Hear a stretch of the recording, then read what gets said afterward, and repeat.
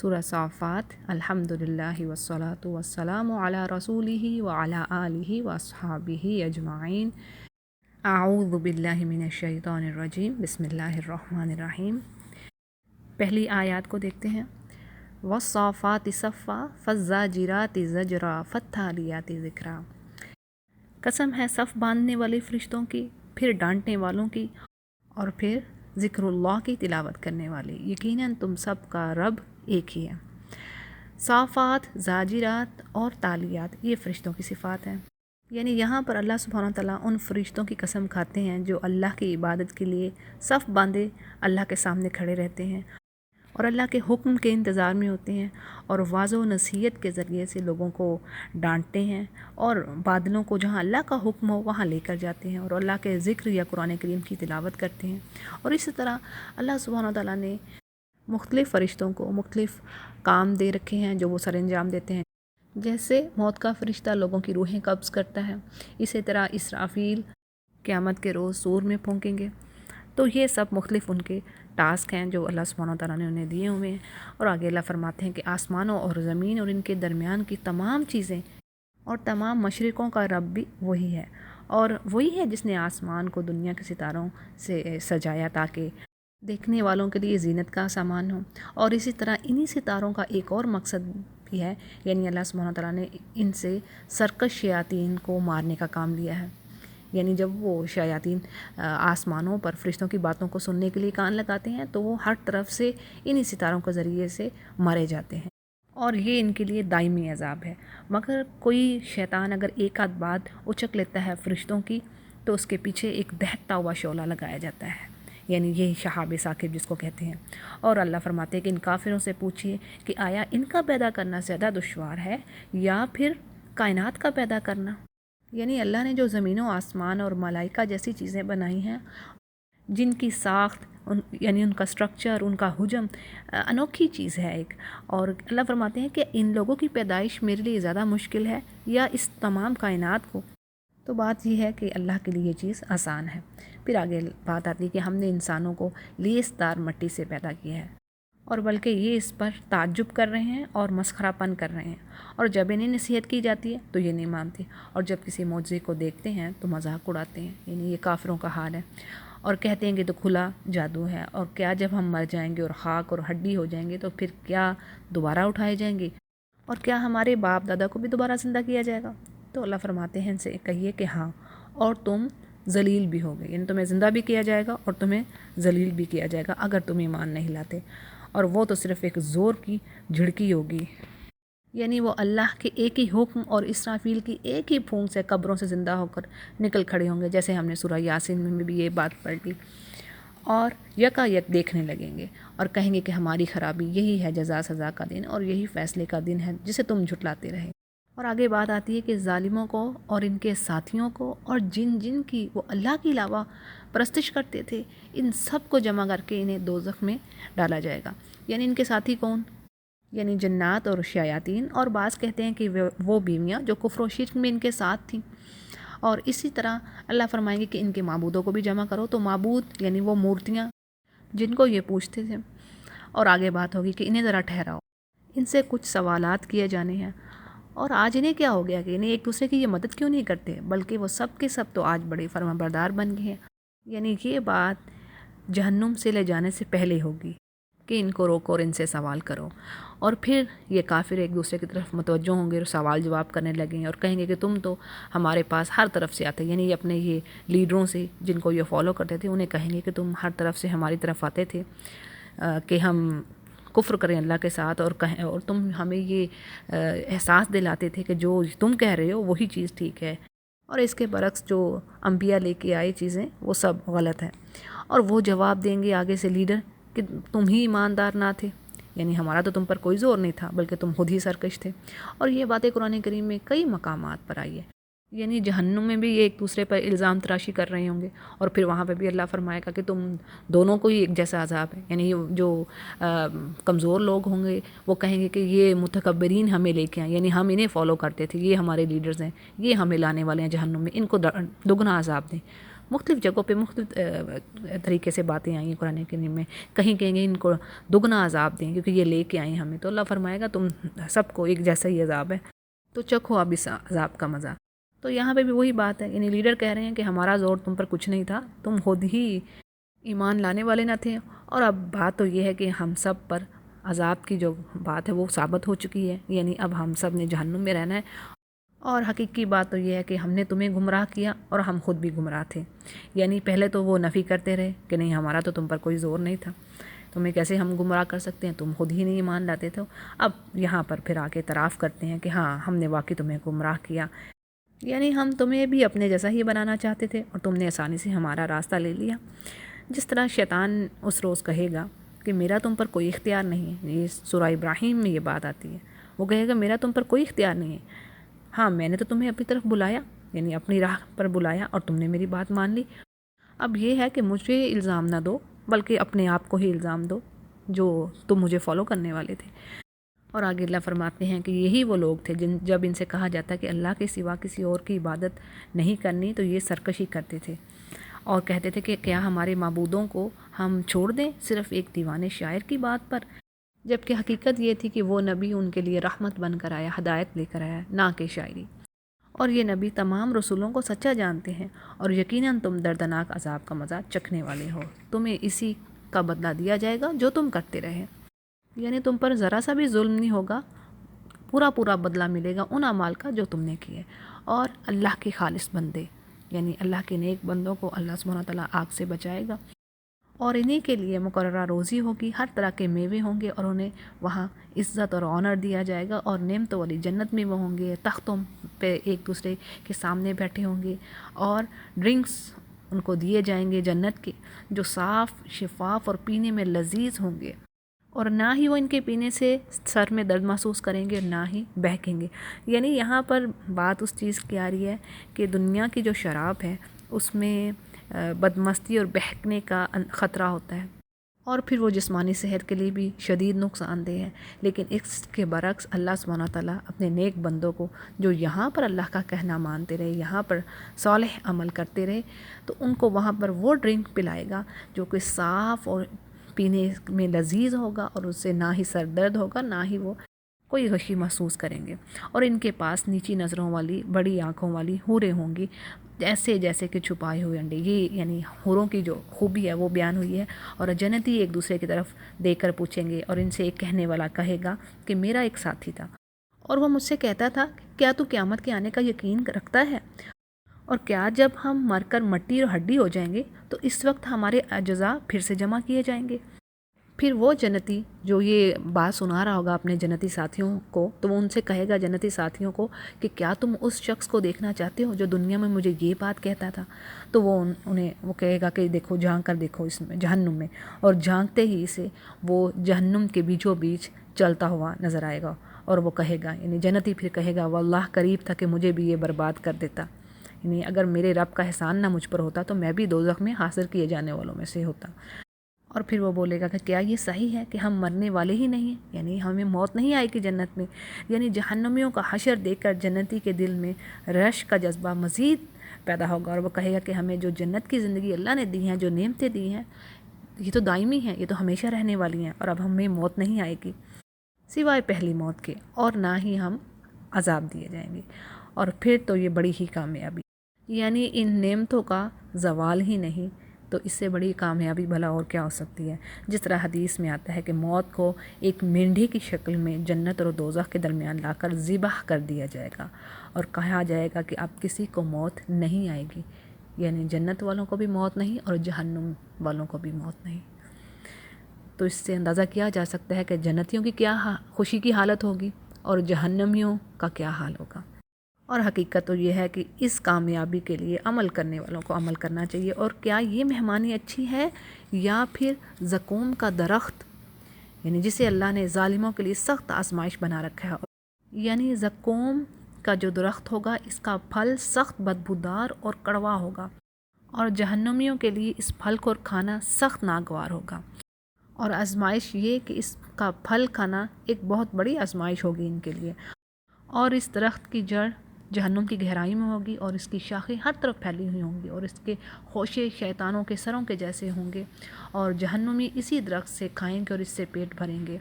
یعنی انہیں نہایت کراہت سے یہی پھل کھانا پڑے گا،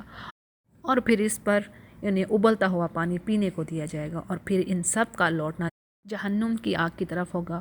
اور یقین جانیے کہ انہوں نے اپنے باپ دادا کو بہکا ہوا پایا، یعنی ان کو گمراہ پایا، اور پھر یہ انہی کے نقش قدم پر چلتے رہے۔ اور بات تو یہ ہے کہ یہی صرف گمراہ نہیں ہوئے، بلکہ ان سے پہلے بھی بہت سارے لوگ اسی طرح گمراہ ہو چکے، اور جن میں ہم نے اپنے رسول بھیجے تھے، یعنی پچھلی امتوں کا حال۔ اور اب آپ انہیں بھی دیکھیے، یعنی جن کو ڈرانے کے لیے آئے تھے کہ ان کا انجام کیسا ہوا، سوائے اللہ کے نیک بندوں کے، یعنی اللہ نے اپنے نیک بندوں کو، اپنے رسولوں کو بچا لیا۔ اور جب ہمیں نوح نے پکارا تو دیکھو ہم کیسے دعا کو قبول کرنے والے تھے، یعنی کس طرح اللہ سبحانہ تعالیٰ نے ان کی دعا کو سنا اور ان کو بچایا۔ یعنی نوح علیہ السلام نے 950 سال تبلیغ کی، اور اس کے باوجود قوم کی اکثریت نے ان کو جھٹلایا، اور جب انہوں نے محسوس کیا کہ میری یہ قوم اب ایمان نہیں لائے گی، تو انہوں نے کہا کہ یا رب میں مغلوب ہوں، میری مدد فرما، فدعا ربہ انی مغلوب فانتصر، سورۃ القمر میں ہم پڑھتے ہیں نا یہ بات۔ تو اللہ نے ان کی دعا قبول کی اور ان کی قوم کو طوفان سے ہلاک کیا، اور نوح کو اور ان کے گھر والوں کو زبردست مصیبت سے بچا لیا، اور ان کی اولاد کو ہم نے باقی رہنے والی بنا دیا۔ یہ جو ورڈ اہلہ آیا ہے، اس سے مطلب یہ ہے کہ نوح علیہ السلام پر ایمان لانے والے، اور جو ان کے گھر کے افراد تھے، اور جو مومن تھے۔ یعنی بعض مفسرین نے ان کی کل تعداد 80 بتلائی ہے، اس میں آپ کی بیوی اور ایک بیٹا شامل نہیں تھا، جیسے سورہ ہود میں ہم نے پڑھا نا کہ ان کا بیٹا کافر تھا اور بیوی بھی کافرہ تھی،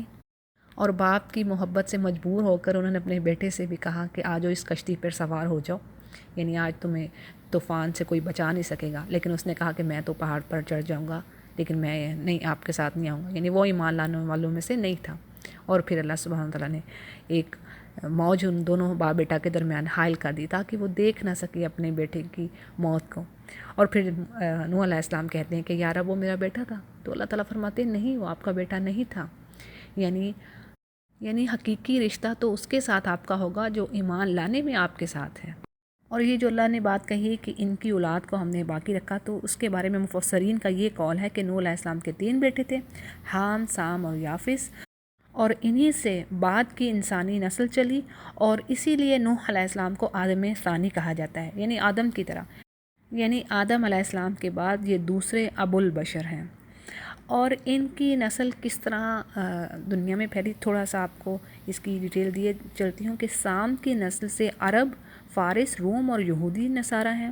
اور حام کی نسل سے سودان، یعنی مشرق سے مغرب تک، اور سندھ، ہند، نوب اور حبشہ وغیرہ، اور اسی طرح یافس کی نسل سے ترک، یاجوج ماجوج اور خزر وغیرہ ہیں۔ یہ یہاں پر تفسیر میں بات آ رہی ہے، واللہ عالم۔ اور آگے اللہ سبحانہ وتعالیٰ فرماتے ہیں کہ ہم نے نوح علیہ السلام کا ذکر خیر قیامت تک آنے والے اہل ایمان میں رکھ چھوڑا، اور سب نوح پر سلام بھیجتے ہیں اور بھیجتے رہیں گے،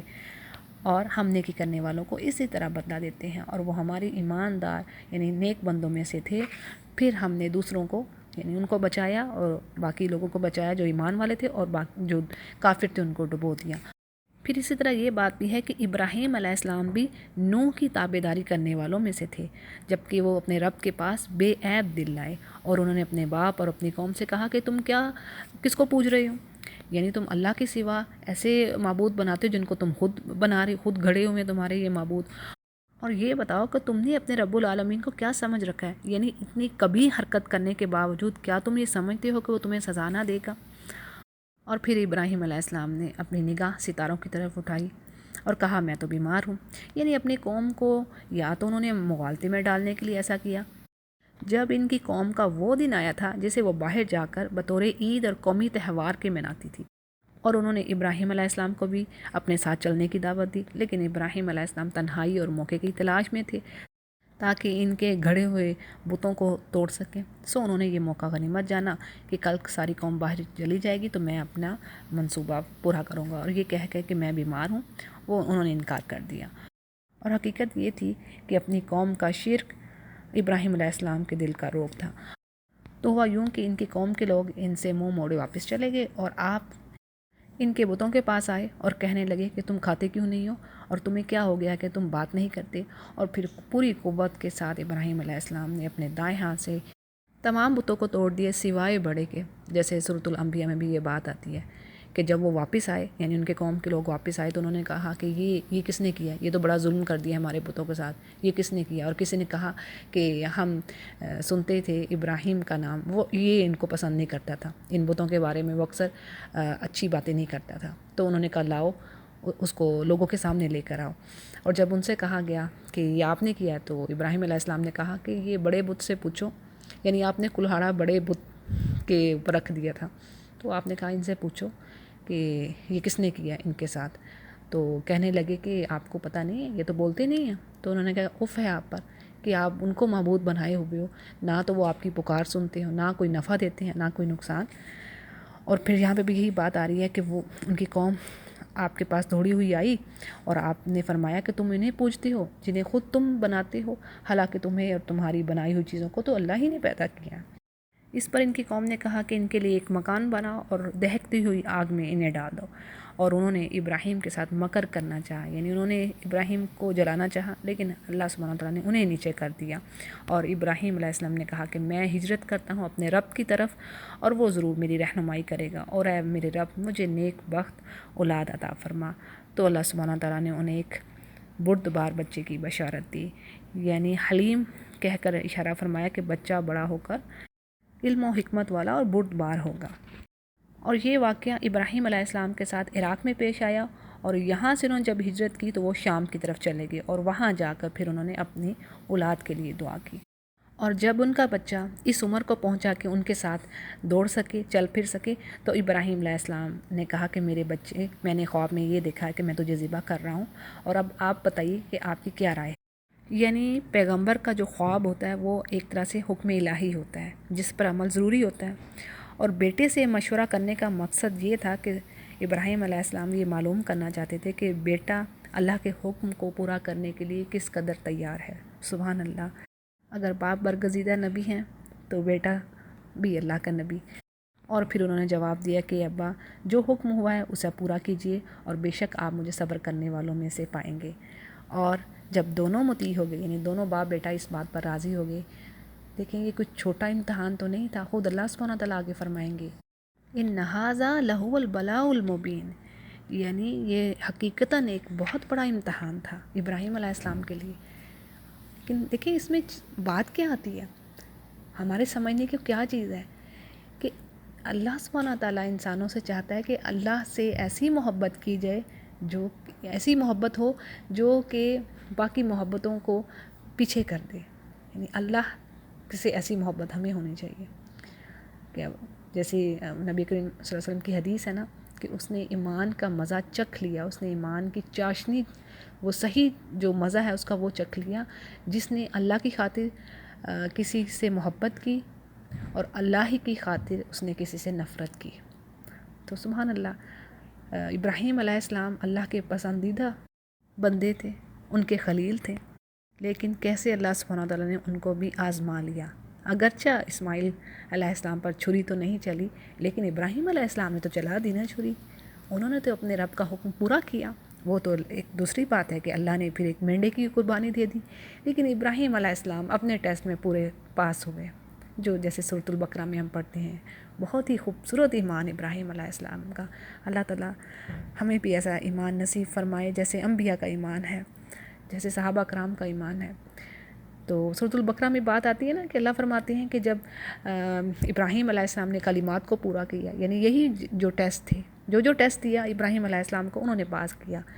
آگ میں کود پڑے، اپنے بیٹے کو ذبح کرنے کے لیے تیار ہو گئے، پھر اسی طرح اور بھی اپنے بیوی اور بچے کو انہوں نے اس جگہ پر چھوڑا جہاں کوئی انسان نہ تھا۔ تو یہ سب کیا تھے؟ یہ سب ٹیسٹ تھے، آزمائشیں تھیں جنہیں ابراہیم علیہ السلام نے پورا کیا، اور اللہ نے فرمایا کہ میں اب آپ کو دنیا کا امام بنانے لگا۔ یعنی ہمارے لیے کیا لیسن ہے کہ اگر ہم زندگی میں مشکلات کو فیس کرتے ہیں، کوئی ٹربلز ہیں، کوئی ڈیفیکلٹیز ہیں، کوئی ٹیسٹ ہیں، ٹرائلز ہیں، تو اگر ہم اللہ کے کہے کے مطابق ان پر صبر کرتے ہیں، پیشنس رکھتے ہیں، اور اللہ کا شکر کرتے ہیں، تو انشاءاللہ پھر اللہ سبحانہ تعالیٰ اس کے پیچھے خیر ہی دینے والا ہے۔ یعنی یہ چیزیں انسانوں کو نکھارنے والی ہیں، مشکلات انسانوں کے لیے برائی نہیں ہیں۔ یعنی مومن کا معاملہ تو ون ون والا ہے، یعنی مومن کے لیے تو ہر حال میں خیر ہے، اگر تکلیف آئی تو بھی اللہ نے اسے پاک کر دیا۔ تو جی وقت کم ہے، نہیں تو اس میں تھوڑی سی اور بات آپ کے آگے رکھتی۔ تو آگے بات ہے کہ جب ابراہیم علیہ السلام نے اسماعیل کو پیشانی کے بل لٹایا تو اللہ سبحانہ وتعالیٰ نے آواز دی کہ اے ابراہیم، یقیناً آپ نے اپنے خواب کو سچا کر دکھایا، اور بے شک ہم نیکی کرنے والوں کو اسی طرح بہترین بدلہ دیتے ہیں، اور در حقیقت یہ کھلا امتحان تھا۔ ان ھذا لہو البلاء المبین، اور اللہ نے ایک بڑا ذبیحہ ان کے فدیہ میں دے دیا، یعنی ایک مینڈھا جسے اللہ سبحانہ وتعالیٰ نے جبرائیل علیہ السلام کے ذریعے جنت سے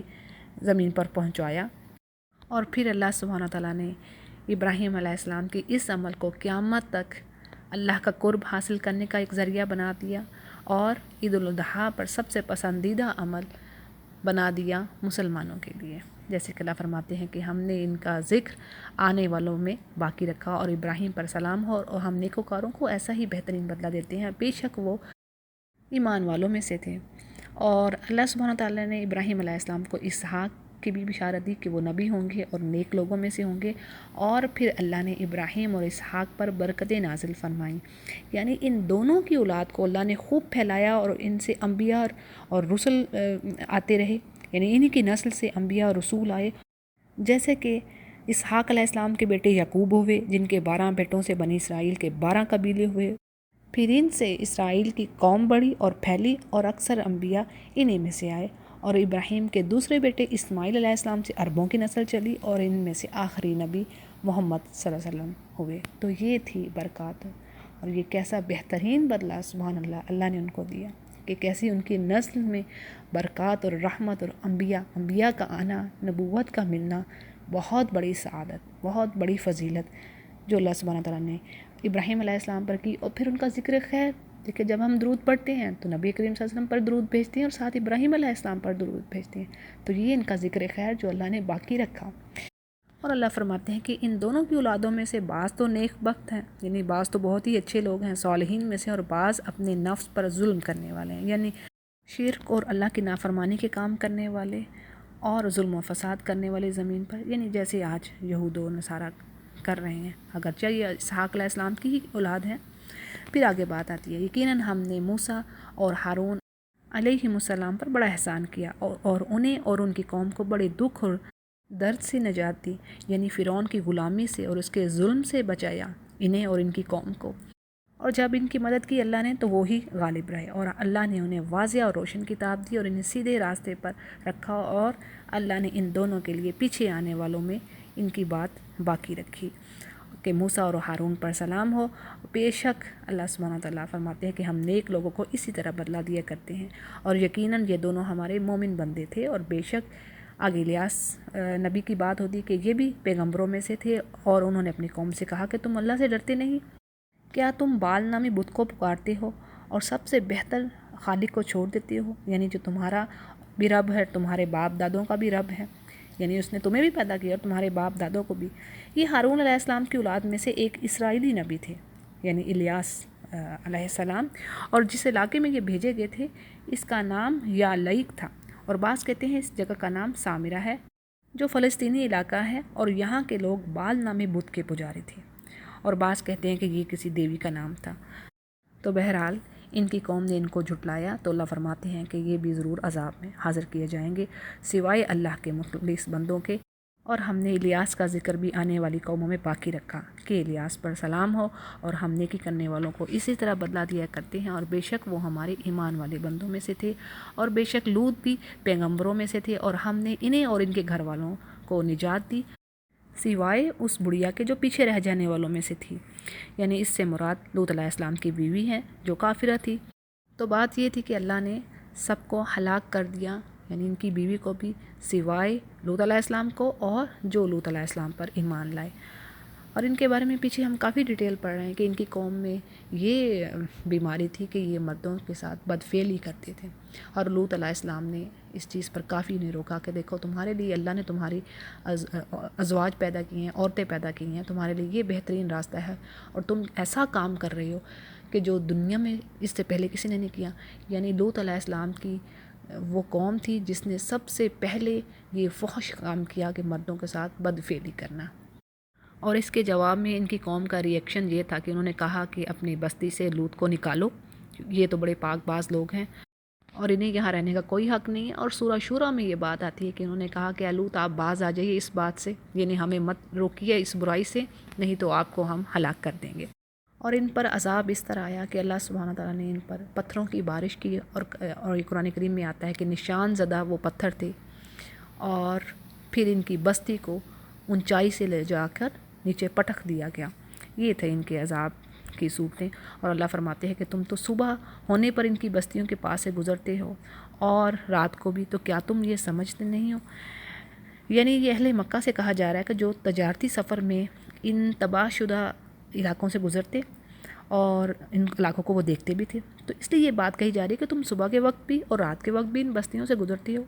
تو کیا تم ان جگہوں سے عبرت حاصل نہیں کرتے؟ یعنی نہایت کریہ اور بدبودار وہ سی ہے جسے یہ ڈیڈ سی کہتے ہیں، تو کیا ان چیزوں سے تمہارے لیے اس میں لیسن نہیں ہے؟ اور آگے یونس علیہ السلام کی بات آتی ہے کہ اللہ فرماتے ہیں یونس بھی بے شک نبیوں میں سے تھے، اور جب وہ بھاگ کر بھری ہوئی کشتی پر بیٹھے اور پھر قرآن اندازی ہوئی تو یہ مغلوب ہو گئے۔ تھوڑی سی ڈیٹیل آپ کو دے دیتی ہیں کہ یونس علیہ السلام عراق کے علاقے جو موجودہ موصل جسے کہا جاتا ہے وہاں نبی بنا کر بھیجے گئے تھے، اور یہ آشوریوں کا پایا تخت تھا، اور انہوں نے 1,00,000 بنی اسرائیلیوں کو قیدی بنایا ہوا تھا۔ ان کی ہدایت اور رہنمائی کے لیے اللہ نے یونس علیہ السلام کو بھیجا ان کی طرف، لیکن یہ قوم آپ پر ایمان نہ لائی۔ اب ہوا یوں کہ آپ نے اپنی قوم کو ڈرایا کہ دیکھو تم اللہ کے عذاب کی گرفت میں آ جاؤ گے، لیکن ہوا یہ کہ عذاب میں تاخیر ہوئی تو یہ اللہ کی اجازت کے بغیر ہی، یعنی یونس علیہ السلام کو اللہ نے اجازت بھی نہیں دی تھی کہ آپ یہاں سے جائیں، تو وہ اجازت کے بغیر ہی وہاں سے نکل گئے، یعنی اپنی قوم کو چھوڑ دیا اور سمندر پر جا کر ایک کشتی میں سوار ہو گئے۔ اور گویا یونس علیہ السلام کی یہ حرکت ایسے ہی تھی جیسے ایک غلام اپنے آقا سے بھاگ کر چلا جاتا ہے، کیونکہ آپ اللہ کی اجازت کے بغیر ہی اپنی قوم کو چھوڑ کر آگے تھے، جبکہ کشتی سامانوں اور سواروں سے بھری ہوئی تھی، اور کشتی سمندر کی موجوں میں جب گھر گئی کھڑی ہو گئی، یعنی کشتی رک گئی۔ اس کا وزن کم کرنے کے لیے ایک آدھ آدمی کشتی سے سمندر میں پھینکنے کی تجویز لوگوں نے رکھی کہ کشتی میں جو جتنے بھی انسان ہیں باقیوں کی جان بچ جائے تو ایک آدھ کو نیچے پھینک دیا جائے، لیکن یہ قربانی دینے کے لیے کوئی تیار نہ تھا۔ اب قرآن اندازی کرنی پڑی، اور قرآن اندازی میں یونس علیہ السلام کا نام نکل آیا۔ اور بعض یہ بھی کہتے ہیں کہ اس دور میں یہ بات مشہور تھی کہ کشتی گرداب میں اس لیے پھنستی ہے کہ کوئی غلام آقا سے بھاگ کر آ جائے، اور اس مفرور کے لیے انہیں قرآن اندازی کرنی پڑی جس میں حضرت یونس کا نام آ گیا۔ اور آگے کیا ہوا کہ انہیں مچھلی نے نگل دیا اور وہ خود اپنے آپ کو ملامت کرنے لگے، اور اگر یہ پاکی بیان کرنے والوں میں سے نہ ہوتے تو لوگوں کے یعنی قیامت کے دن تک یہ اس مچھلی کے پیٹ میں ہی رہتے۔ بڑی ہی اہم بات میں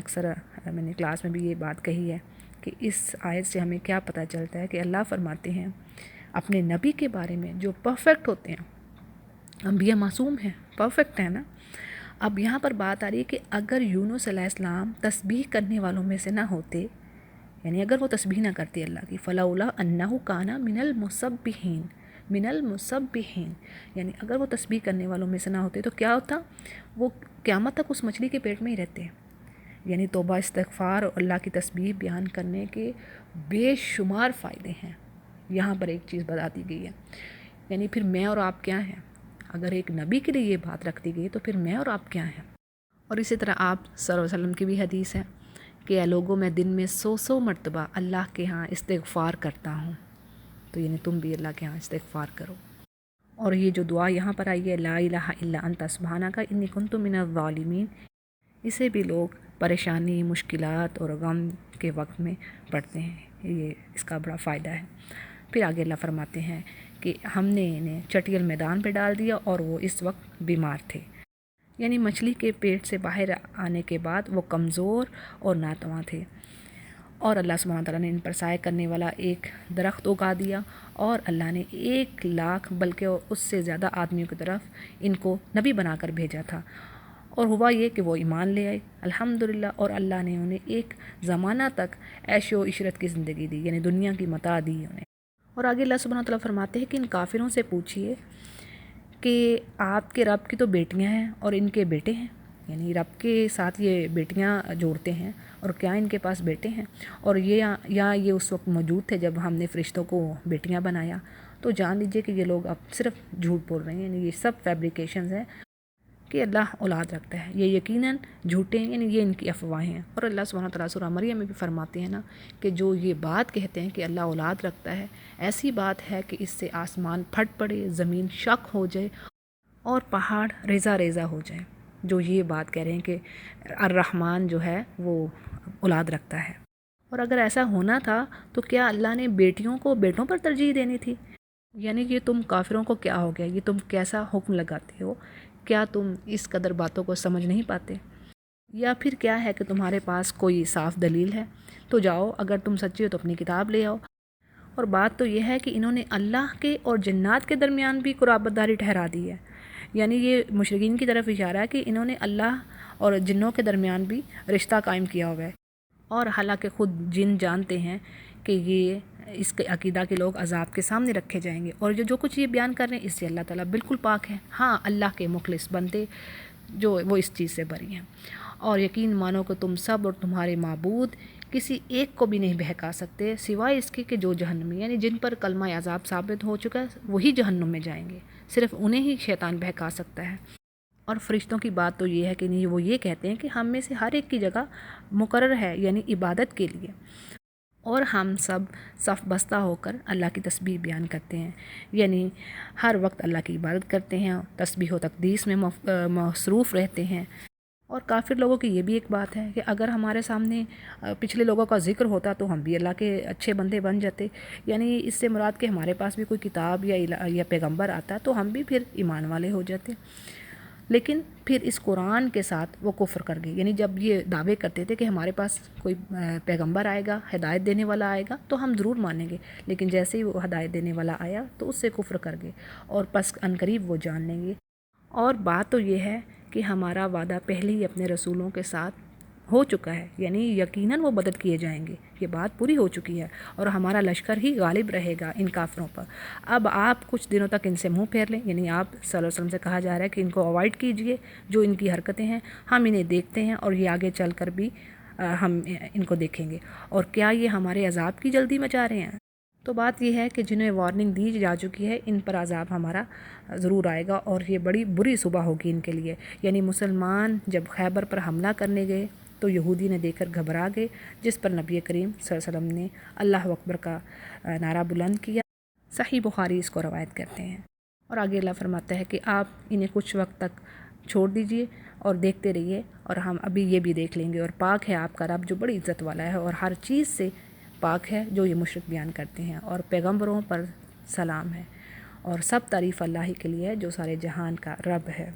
یعنی سارے نقص سے وہ پاک ہے جو یہ مشرکین اللہ کے ساتھ گھڑتے ہیں۔ تو جی ہماری سورہ صافات مکمل ہوئی الحمدللہ،